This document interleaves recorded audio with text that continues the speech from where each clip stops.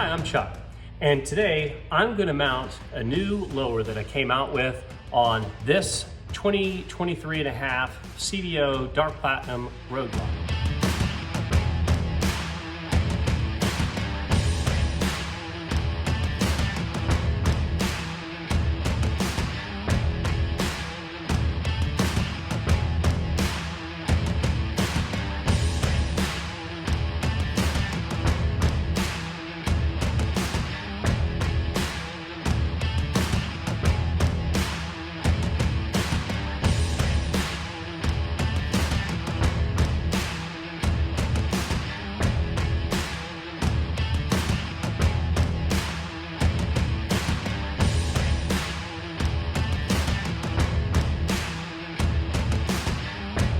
So I'm really excited about this new lower here.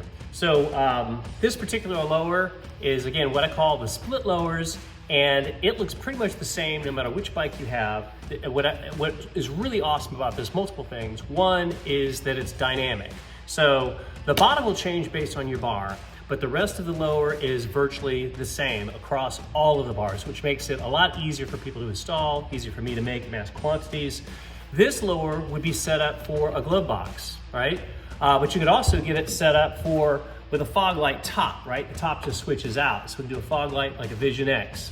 You can also get it set up for the speakers, which is actually the speaker setup for it is directly behind this glove box. So you just pull the glove box off and then you can put your speakers on. So, and the speaker setup is actually set up for both an 8-inch speaker, or if you want, you pop this on and you're gonna be set up for a 6.5-inch speaker. So it's gonna be the same lower no matter what. So if you do a 6.5-inch speaker and later you wanna upgrade to an 8-inch speaker, you can do that. So today, what I'm gonna focus on is this glove box setup on mounting it, because everything else is pretty straightforward and easy. On this glove box setup, I'm really psyched about this. What I found was with my 8-inch covers that have the locks on them, the way these would sit on the bike, because these sit at an angle, right? So you're actually gonna have a slight angle up too for the speakers and also be able to reach into this glove box. But a lot of people have asked me, can you angle the speakers up more towards me, inwards or whatever? And yes, that's what I've done here with this set of lowers for the chopped bar. Now, with this though, with the glove box setup, it's all magnets. There's no springs in here. There's no latches in here. I love my new CVO, of course, but I'm not super psyched with the glove box that it has on the latch that breaks on me periodically if I go to lift on it. So this one here, when you go to lift up on it, it'll start up on its own and it's gonna open up all by itself. It's got a series of magnets on the inside that hold it open, and there's a couple small magnets on the bottom that'll keep it closed. And of course, you can lock it. It takes a Harley style lock. And you can lock it if you want. You can switch the lock out, make it match your locks. You may have to let me know what type of latch you need on the inside for that, okay? The other thing that's neat about this glove box setup is because I went with kind of a 3/4-inch lid, there is a lot of room in here. There's quite a bit. I mean, there's a lot of cavity space inside here for storage. But also, this sunglass holder is what I call it up at the top. And it can be used for your phone, your wallet, a gun. If you want a gun mount, just let me know. And this pops out too, and it's magnetic as well, right? So when it goes in, it's gonna come in here, and it's just gonna pop into place and it's gonna sit there, all right? So that was pretty neat too. There's plenty of room for a fog light here in the front if you wanna do the fog light setup with it as well. And yeah, so let me show you how simple it is to mount this. This is gonna mount with 4 simple screws and this itty bitty little rubber block. Okay, why do I call this a split lower? So I call it a split lower because I separated the upper part and the lower part to make it easier on finishing. This is how it's gonna come to you. So it's gonna be pretty smooth already. The painter that I have that painted mine has already said it's 10 times easier to paint than the other ones that I've given him in the past.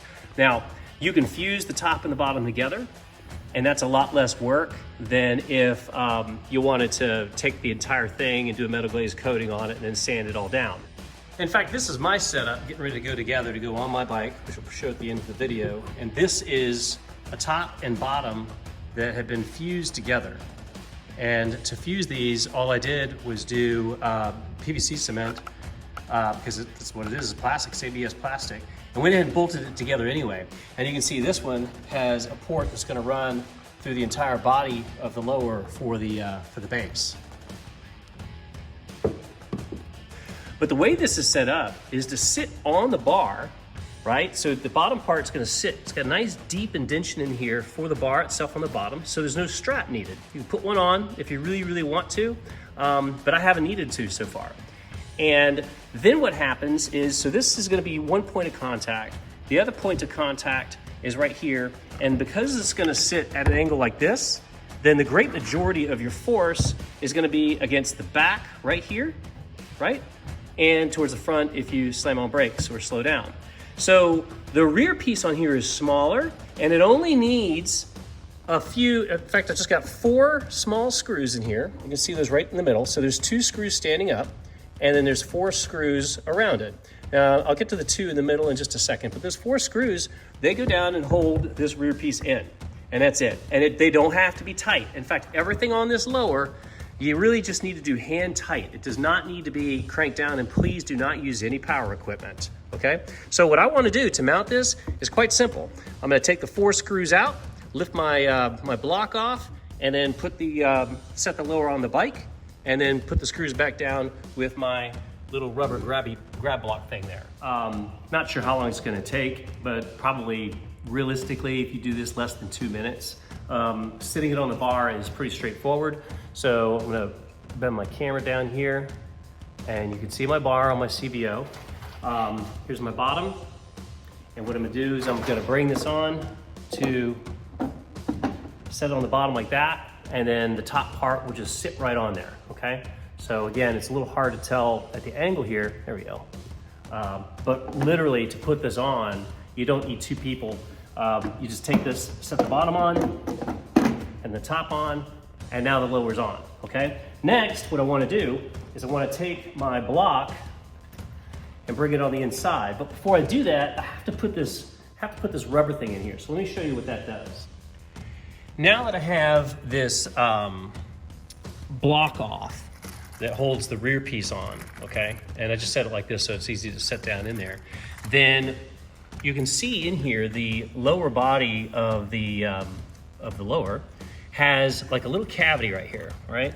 And that cavity space gives you direct access to the bar below it. So what this does is when I put the rear piece on, sometimes it'll actually be pretty stable. And on the older bars, actually, you don't even need to put the rubber block on. It's gonna probably sit there. But the idea behind the rubber block on the CVOs is because this bar is pretty straight, I don't want it sliding back and forth, right? I wanna have myself a nice little distance between my chin lower and the actual lower itself. So what I wanna do is, this one on the CVOs, or the newer bar, I put 2 round hat nuts in here so they can, so you have 2 screws that press down, just to make sure we got some double friction here against this top bar. So all you do is just take this and then drop it inside that little hole with the 2 hat nuts up, facing up, just like that, okay? So now that's in place. Next, I'm gonna take my adjustment block, basically my adjustment block or tightening block. And this is set up to match the thickness of the upper section when it bolts down. So when this lower goes, when this goes down in, if I have a glove box, then it's pretty flat on the inside, okay? So next I'm gonna put that down in there, and I'm gonna put my rear piece on, and I'm gonna tighten up my 4 screws first. Down on the inside here, I have my 4 screws tightened, and then if I left it alone like this, then I have a little bit of play with this particular bar, okay? And I can move back and forth against the chin lower, right? So what I wanna do now is I wanna push this all the way to the right as far as I can with one hand, and then I wanna tighten down my rubber bar grip that I have that's inside there pressed against the bar, right? So by tightening these down pretty much all the way, I'm gonna put resistance onto the bar using the rubber, which should then keep everything in place. Okay, and when I do this, what I wanna do is really tighten them both down, and I'll show you how tight I put it in a minute, but pull out with one hand and then tighten the inside bolt first versus the outside. That'll kind of secure that it's staying on that side versus putting pressure and tilting anything this way. Okay, so let's do that real quick. Okay, and then you can see here, this is how tight I have this set. And of course, these you can crank down a little bit more. You know what, if you break this, just let me know, and I'll send you a new one, but you shouldn't break it. You just want to put resistance against there until it's pretty tight, and then looking at this lower now she doesn't want to move, okay? There's no movement side to side at all, and there's really no movement front and back either. Actually, the whole bike's moving when I do that, okay? Now, some of these, depends on the printer, you might have a little bit of a gap at the bottom still, maybe you have a little bit of movement, but again, keep in mind, when you paint this lower, you're gonna put some extra, maybe, I don't know, 0.5 millimeter to 1 millimeter skin on this thing, so you're gonna have a little less play than you think when you try this thing out, okay? So definitely keep that in mind. Now, we'll close the lid up, and then I can pop this thing in, so I can get to it. There we go. And that is how that mounts. Now with the wind deflector, I mean, unless you open it all the way, I mean, actually even then you're not gonna hit it. It doesn't hit at that point, or most of the time it won't hit, depends on how the thing sits. But I mean, most people are keeping the wind deflector like that. All right, now how's it look on the bike? Let's take a look.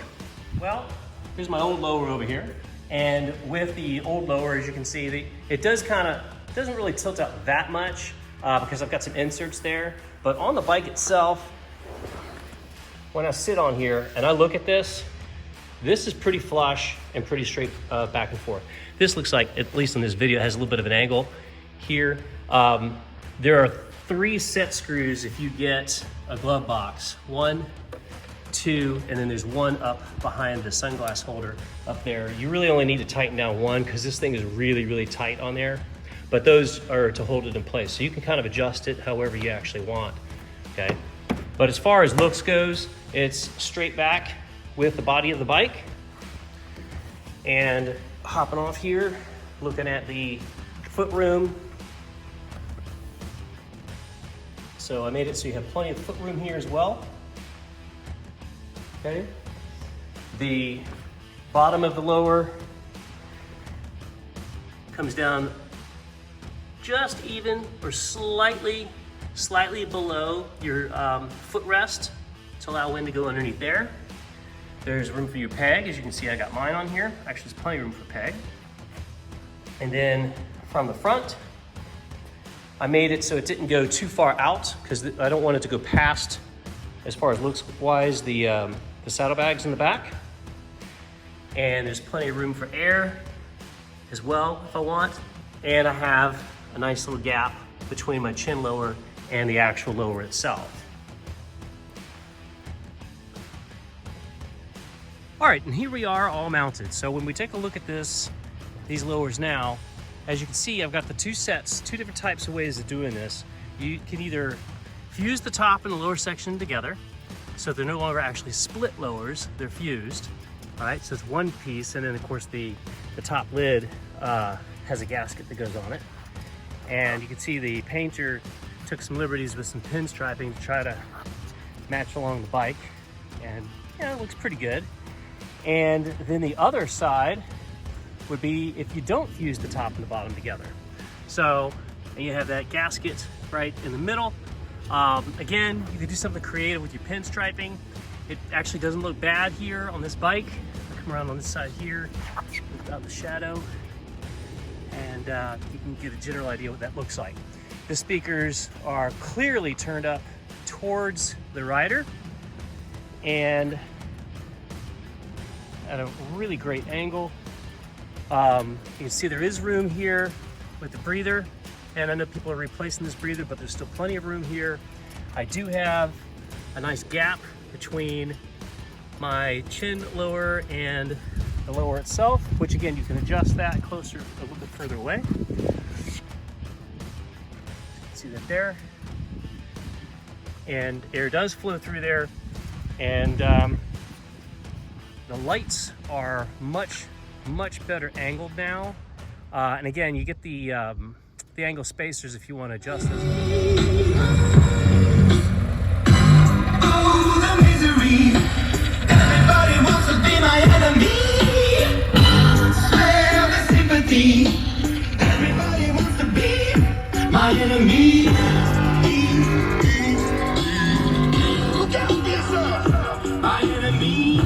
And that's it. So it's real simple to put on a bike, easy to take off of a bike.